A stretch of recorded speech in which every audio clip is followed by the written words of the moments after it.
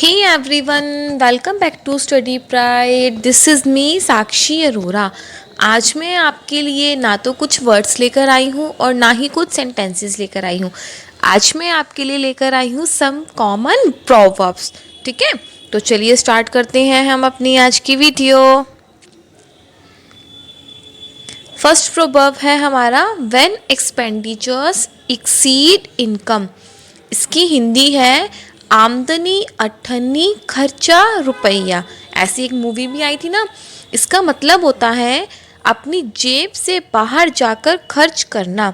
ठीक है, when expenditures exceed income, इसको इंग्लिश में हम ऐसे बोलते हैं जब हम अपनी पॉकेट जितनी हमारी अलाउ करती है उससे ज़्यादा खर्चा कर लेते हैं. राइट.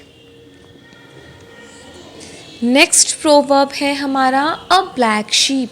ब्लैक शीप का मतलब होता है घर का भेदी लंका ढाएं, यानी कि हमारे पूरे परिवार में से सिर्फ एक बंदे का अलग होना. ठीक है, उसका हमारे घर में से ऑड होना. या आप इसको इस तरह से भी कह सकते हैं कि अपने घर की हर बात दूसरों को बताना. जो हम अपने घर के वीक पॉइंट्स दूसरों को बताएंगे तो वो हमारे स्ट्रॉन्ग पॉइंट्स में बदल जाते हैं, तो दूसरे हमारे इसी बात का फ़ायदा उठाते हैं. उसको हम इंग्लिश में बोलते हैं अ ब्लैक शीप. ठीक है, जैसे आपने देखा भी होगा रामायण में विभीषण जो होता है रावण की सारी बातें श्री राम जी को बताता है, जिससे उन्हें पता चल जाता है कि रावण को कहाँ पर मारने से वो मर जाएगा.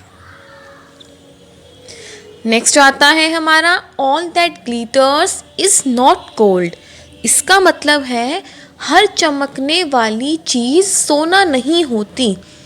यानी आपको बाहरी रंग रूप से प्रभावित नहीं होना चाहिए. ज़रूरी नहीं है कि जो बाहर से अच्छा है वो अंदर से भी उतना अच्छा होगा.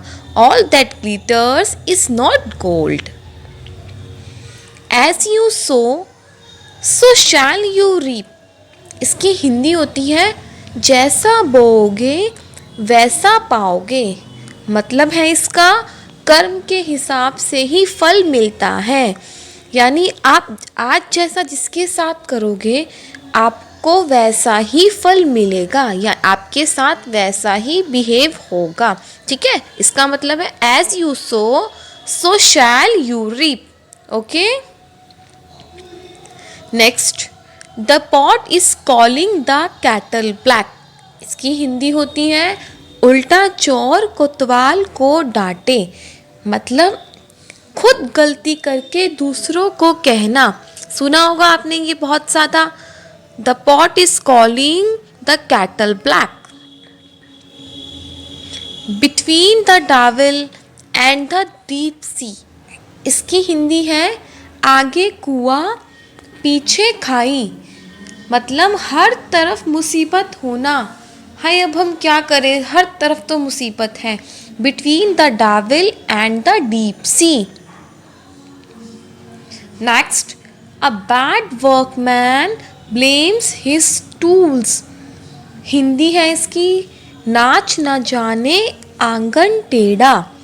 इसका मतलब होता है अपनी कमी से ना कुछ कर पाने का दोष किसी और को देना. A bad workman blames his tools. Speak or think of the devil and devil his here. नाम लिया और शैतान हाजिर.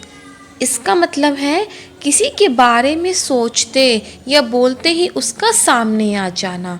Right. More to it than meets the eye. Hindi है इसकी दाल में काला होना. मीनिंग कुछ गड़बड़ होना. हम बोलते हैं ना यार दाल में कुछ काला है. More to it than meets the eye, इसे ऐसे बोलेंगे इंग्लिश में. A friend is need is a friend indeed. इसकी हिंदी है अपना वही जो काम आए. मतलब मुसीबत में काम आने वाला व्यक्ति ही सच्चा मित्र होता है. अ friend is need is a friend indeed. Thanks for watching. If you like my video, please like, share and comment also.